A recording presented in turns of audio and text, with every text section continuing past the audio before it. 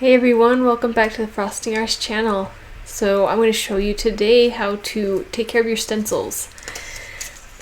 I picked the Mandalorian helmet because it is a bit more of a detailed design, as you can see. Let me show you there.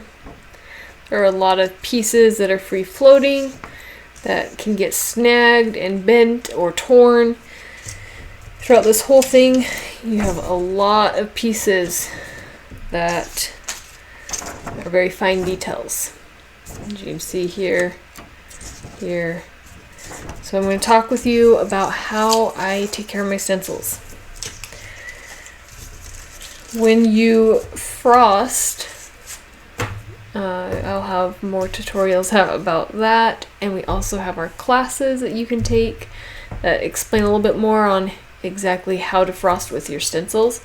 But when you frost, you'll always frost with those details. So in the direction that they're attached to the rest of the stencil, you'll frost that way. That prevents it from pulling up, getting bent, or smudging underneath, different things like that.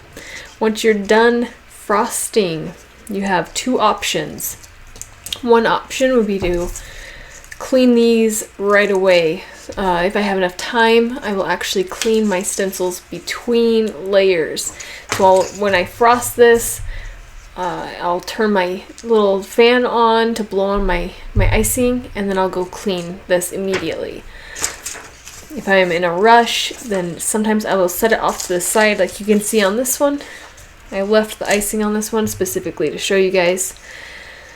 If you let this dry and you just bend your stencil, you can see these are just falling off the stencil. So this particular stencil material that I use, the icing, when it's dry, it does not stick to it. So you could allow them to dry, and then just over the trash can, you can just peel these off and drop them right into the trash can, and then all you have left to clean are just a few little pieces here and there. You just run this under the water and it will just dissolve away the rest of this icing.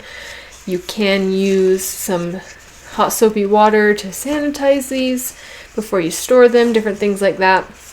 That's one option, just to chip them off into big flakes into the trash can.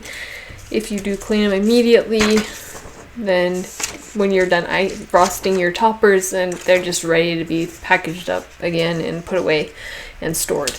So when you do clean these, you want to be just as careful as when you frost, because some of these, like I said, especially pieces like this, will bend or tear and get caught on your towel. Because when you rinse them, as I rinse them, I like to kind of gently rub them between my hands just to get that icing to dissolve quicker and come off quicker. Once they're all rinsed, then I'll take them and I'll put them on a towel, fold the towel over the top, and I'll pat them. So instead of rubbing really hard or rubbing really hard with it between the towel like I did under the water, I just pat them, because like I said, these pieces will get caught in the towel, they'll bend, they'll tear, they'll do all sorts of weird things, especially these smaller ones, like this piece right here, that part. Those bend very easily if they get caught on something. So you want to be very gentle. If you do need to rub these slightly, I just do small parts at a time, a little bit at a time. As I go down, I'll rub the towel just very gently to dry them a little bit better. And then sometimes I'll just take the towel and I'll go around this outside edge, especially on my bases, because the base stencil, something like this base stencil, I would be frosting 3 different times, so I have to go clean this in between.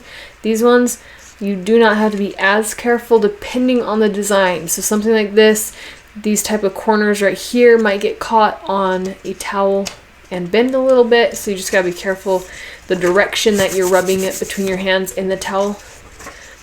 But I would be cleaning these because I do it 3 different times. These ones, not so much. I just would rinse them and set them aside and be done. So if you are repeating, you want to make sure they're very dry. That way there's no water drops on them to ruin your topper. Because if you get water on these toppers, it does eat away at the icing and it can discolor them, or it can cause there to be holes, different things like that that you really don't want. So you just want to make sure that they're very dry. So if you have smaller details, sometimes I don't think this one has anything too small, but different things like these little dots here might get clogged with icing. And so if you're doing a lot of these, like several dozen of these Mandalorian helmets every few times, because you can ice it, do your frosting or whatever, and then move it onto your next spaces and do it, and then move it onto the next ones and continue doing it without cleaning in between.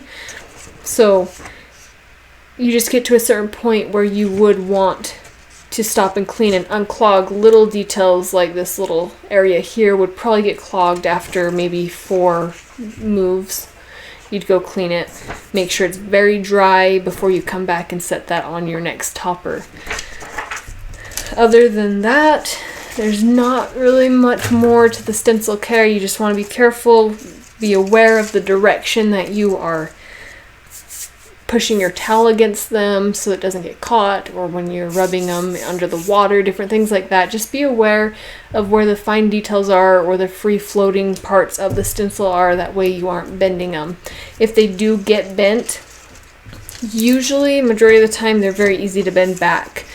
So it's kind of hard to see on this one. Let me see if I can bend it. Yeah, that part that's poking out on my thumb there, that part is slightly bent forward, which normally wouldn't be an issue because I would be frosting with it. But if I do want to bend it back, I just take it with my fingers and I just bend it right here. As you can see, I just bend it backwards and pull downwards gently.